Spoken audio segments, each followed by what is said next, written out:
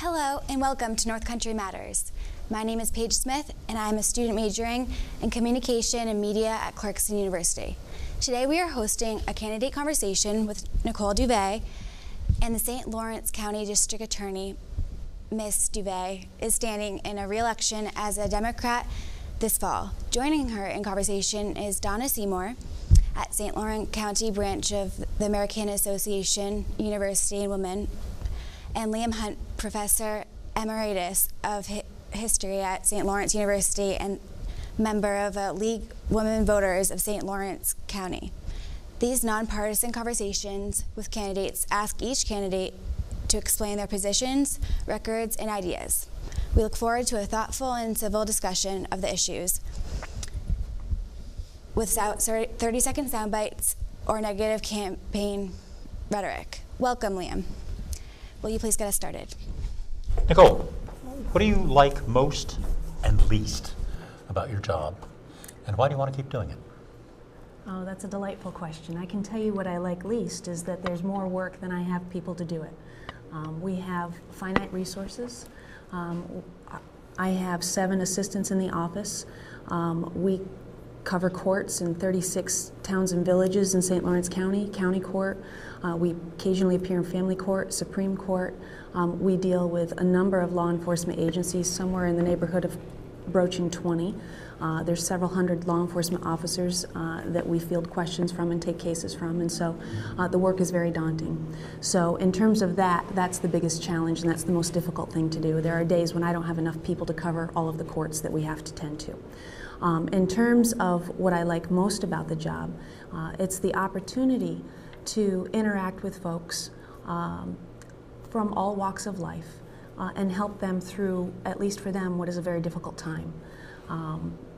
Recently, I've had the opportunity to help some young folks, some little ones, who unfortunately had to come to my office and tell me some things about what had happened to them. And it's through that Which must process. be incredibly stressful and potentially lastingly traumatic for it is apart for from them. the incident itself. And I try hard to make their time with me in my office more comfortable, so that they can tell a grand jury what they need to tell a grand jury, they could tell a trial jury what they need to tell a trial jury, so that we can help them through that process and help them past it and help them heal. You've begun to answer this second question that I had, and that is it's been reported that there's a lot of turnover in both the public defender's office and the office of the district attorney in terms of personnel.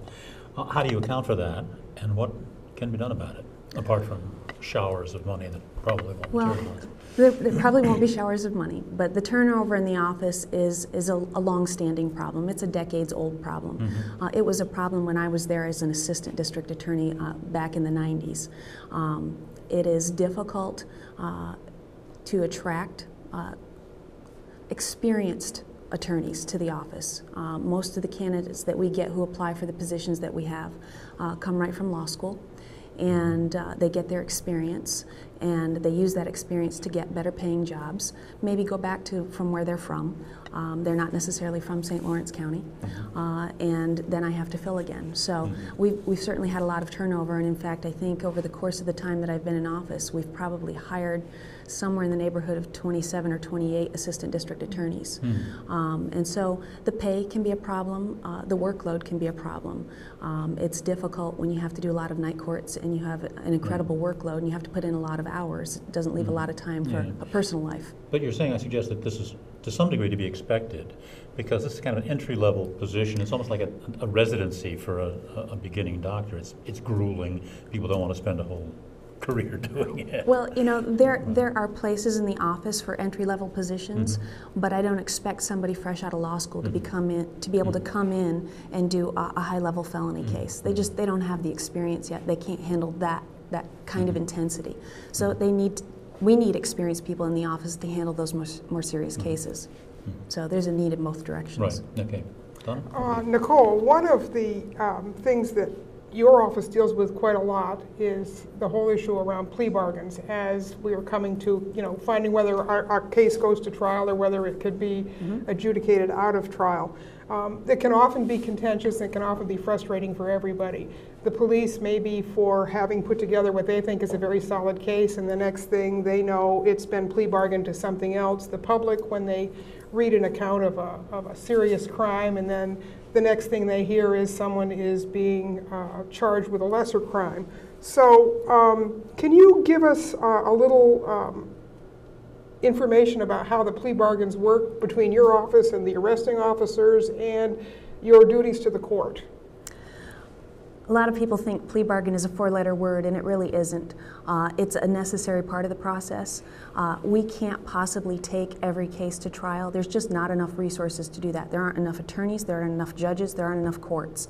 As prosecutors, we in a sense are forced to some extent to pick our battles. We have to. There's no other way around it. So what we try to do is we try to focus on those folks who have a criminal history, who maybe have been in trouble before. Maybe they get a little bit more attention. We also have to look at the quality of the evidence. We have to look at the availability of witnesses. Even though an arrest has been made, an arrest is made on probable cause, and we have to prove someone guilty beyond a reasonable doubt, which is a much higher standard. So sometimes what is enough to make an arrest is not necessarily enough to translate into a conviction at trial if we went to trial. And the best course of action as we see it is to try and offer a plea bargain where we give up a little to get a little. Somebody is held accountable for what they did, and they're willing to own up and be responsible for what they did in exchange for a promise of something of a lesser sentence. Sometimes, and this happens a lot in sex crimes, a lot of people get very upset when you talk about plea bargains and sex crimes. And what they don't understand is that, in the example that I gave Liam earlier, I very often have very delicate victims. They've been traumatized, they're embarrassed, they're ashamed, they're frightened. And then having to go and sit in front of, in grand jury, a group of 23 strangers and explain how somebody violated very intimate parts of your body. Often a relative, which complicates the situation. Very often a relative, because more often than not, the person is known to the victim. Can be very traumatic. And I don't force a victim to do that if the victim doesn't want to. I provide an opportunity for them to, and I try to help them through it if that's what they want to do. But having been violated in such a personal way by someone else, I'm not going to add to that by dragging them through the court process, kicking and screaming. And one of the things that people don't realize is, you know, I've had sex cases that have gone to trial, and we've won. And the victims, while in some measure were better off for it, in another measure, because the defendant didn't admit to it and kept denying it, they had family members who still blamed them for tearing apart the family. And so there was a negative consequence to that.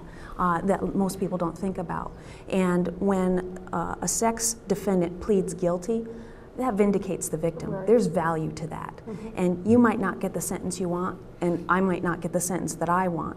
But when I get somebody who owns up to what they did, and people then know, yes, that person committed that sex crime, that victim was telling the truth, that person's going to be a registered sex offender, somebody's going to be watching them for 6 or 10 years.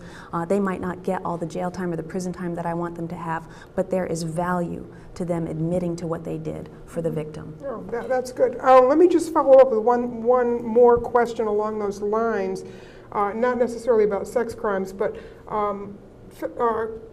crimes where violence is a tool, not necessarily sexual violence, but other kinds of violence. How does that part work when you're going through the plea bargaining process? Because clearly someone, if they've used violence in the commission of a crime, that is a very serious offense. It is, and it often depends, again, on what your available evidence is.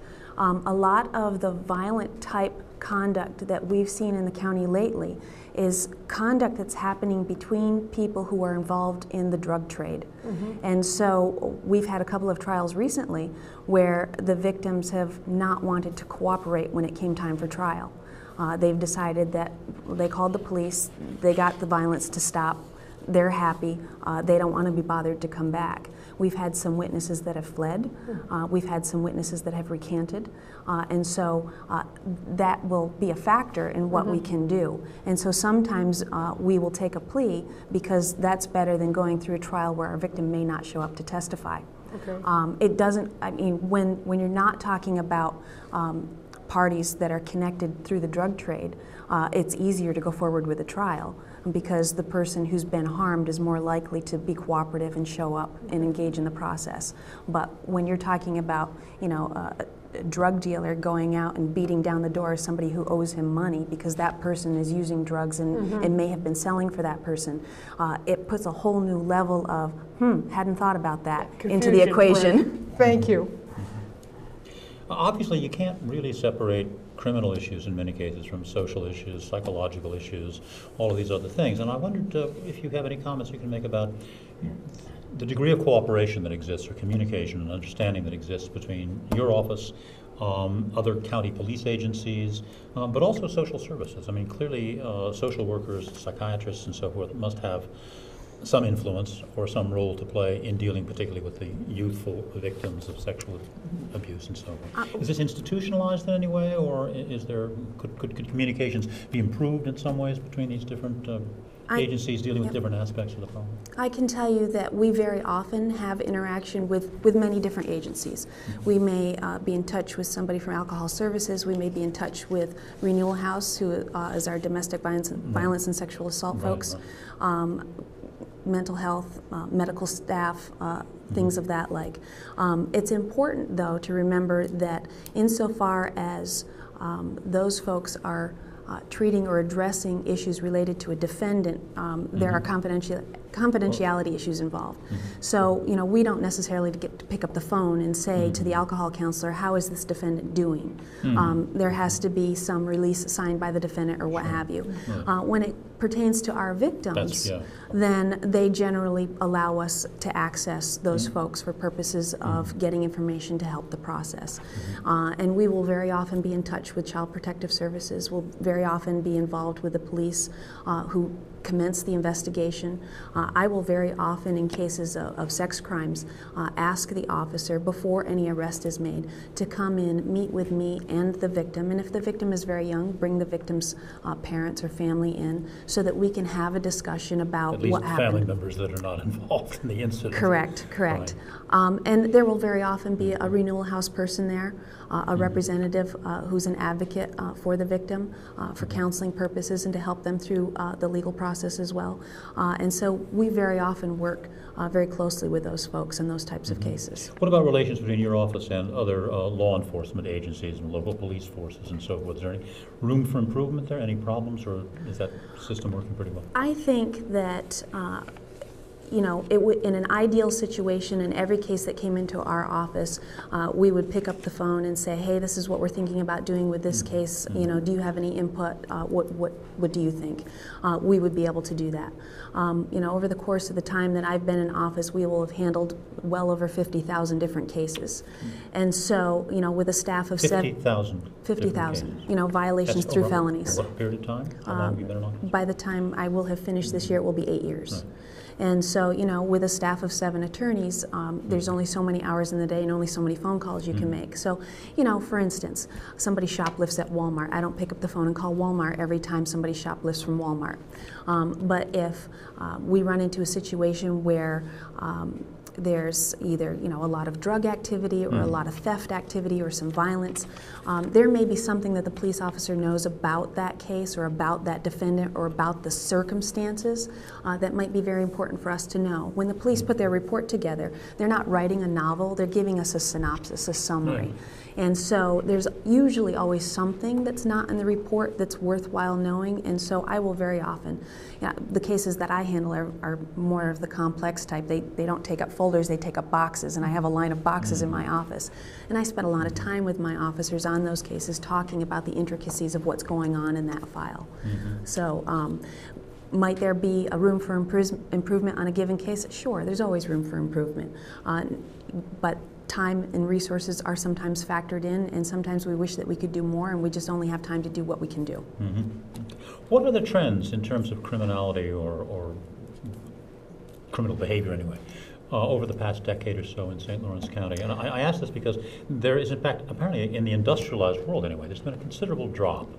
People are, you know, unclear exactly what's caused it, possibly just demographics, you know, there are fewer younger males.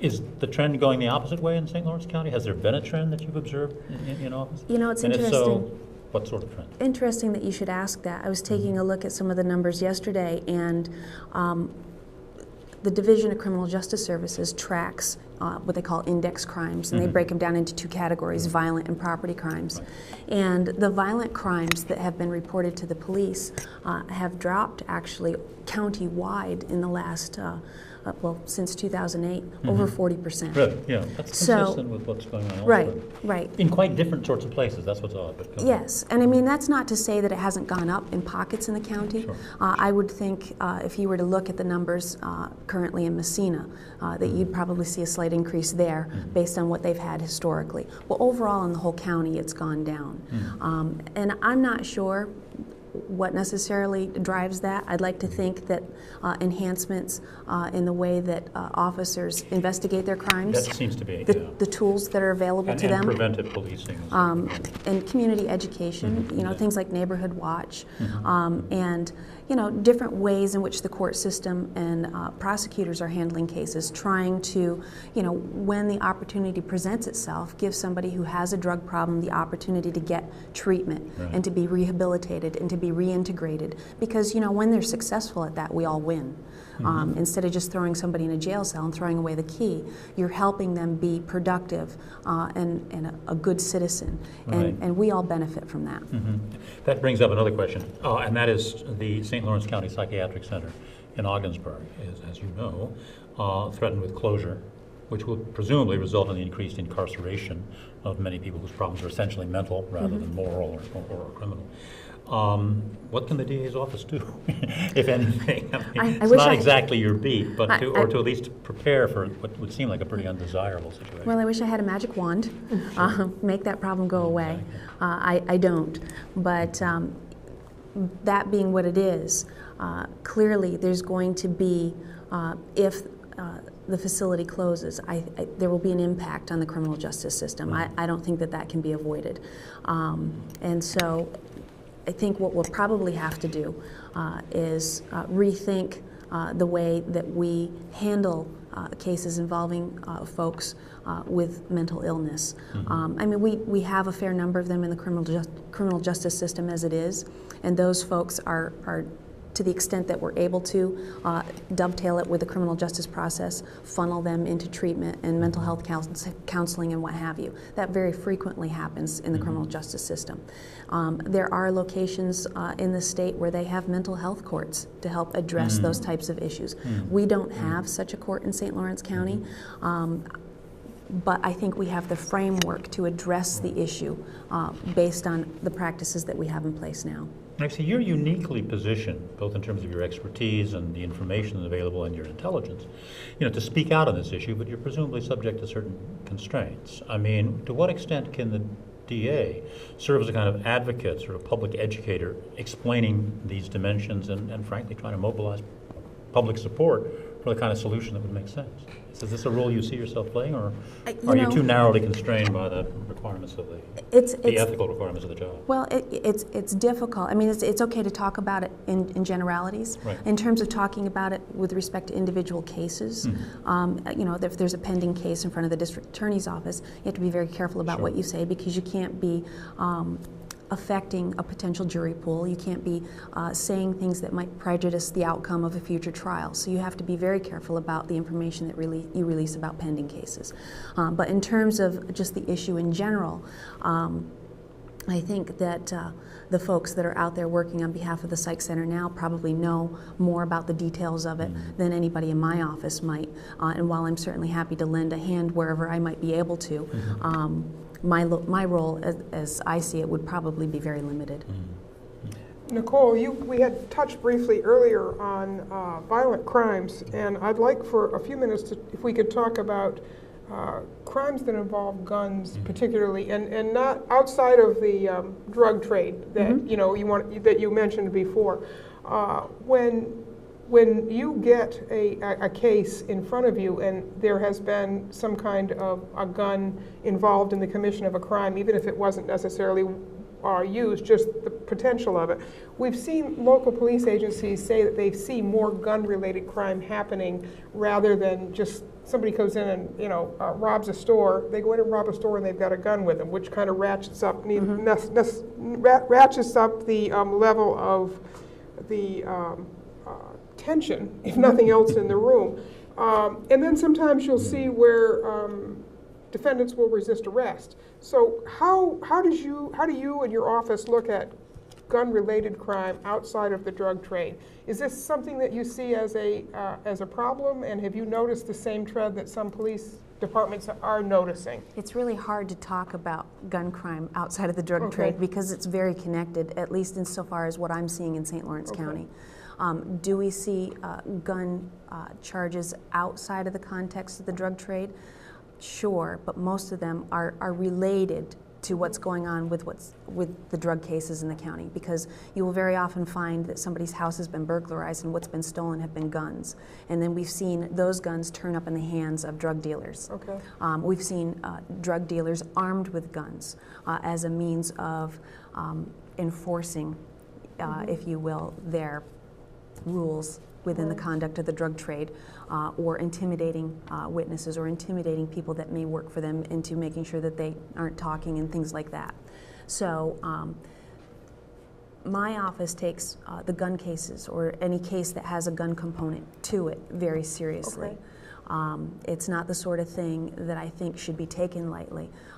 We just had an arrest this week where a number of guns and other materials were found on someone.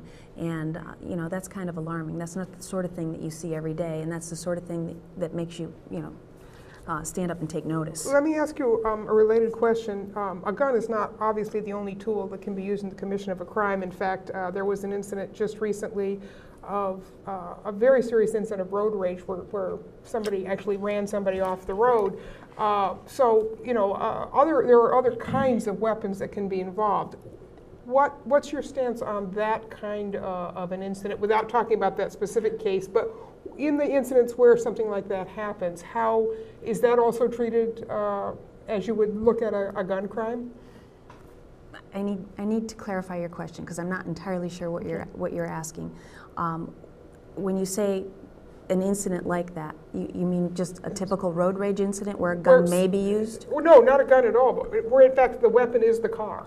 I mean, in this particular case, the man, chased somebody, ran him off the road, and then tried to run him over. So, but in terms of that it seems that that kind of violent response is becoming more normal for some reason in our society, in some cases. There are people out there who resort to violence on a regular basis, and fortunately or unfortunately, sometimes they fly under the radar and they're able to keep it under wraps for a long time.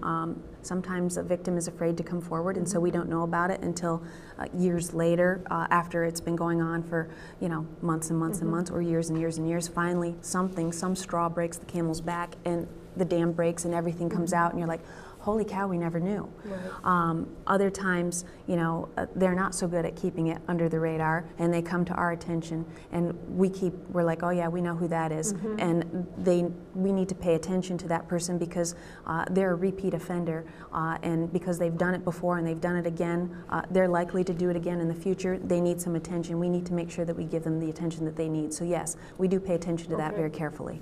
Good, thank you. This is, as you know, October is Domestic Violence Month, and something that I've noticed. Rather unfortunate thing to call it, I suppose. It is. Well, it is.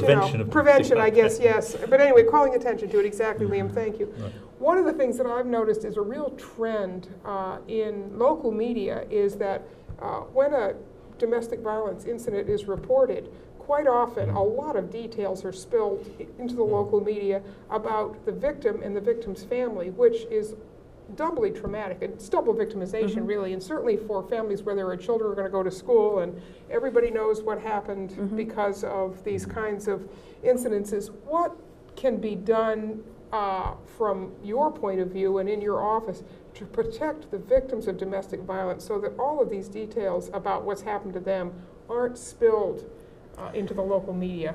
Well, it's interesting that you should ask that because I know what you're saying, and it has had an impact on victims that we've had to deal with, and it can be very traumatic.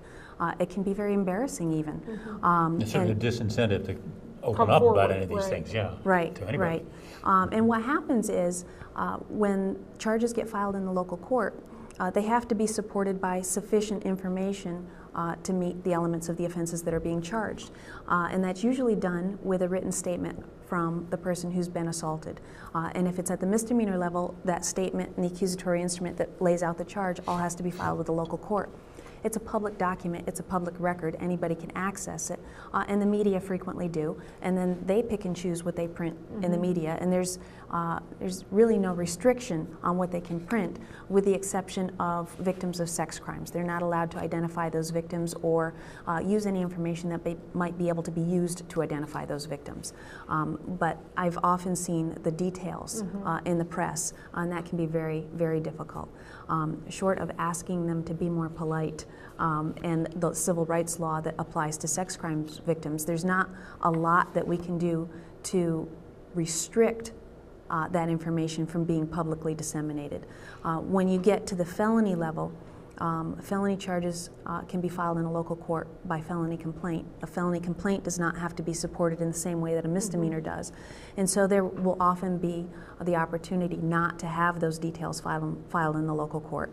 The case comes up, it goes to grand jury, the indictment gets filed, and those details aren't in the indictment. And so it's less likely to get disseminated along that route. So it depends on the court, it depends on the charge and what information gets filed with the court to support that charge, because there is a difference in terms of the amount of information that's required to be filed with the court. But really, I think it's a journalistic ethic sort of thing. You know, it's, you know, you have to, the journalist has to decide how far is too far. Right. And I think that, you know, while I can certainly encourage them not to put that information or to restrict or lessen the amount of information that they put in the press, I don't know that I hold that sway over them. I understand. We're just about out of time, Nicole. We want to thank you very much for coming in and talking to us, and let folks out in the audience know that your opponent has also offered to come in and speak with us in another week. So we'll have an opportunity for both of you to have had a conversation like this, and thank you so much. Thank Paige? you. Thank you. Hi, I'm sorry, but we're out of time. Thank you all. These candidates are a production of the North Country Matters, produced here in the studios of WCKN on the campus of Clarkson University.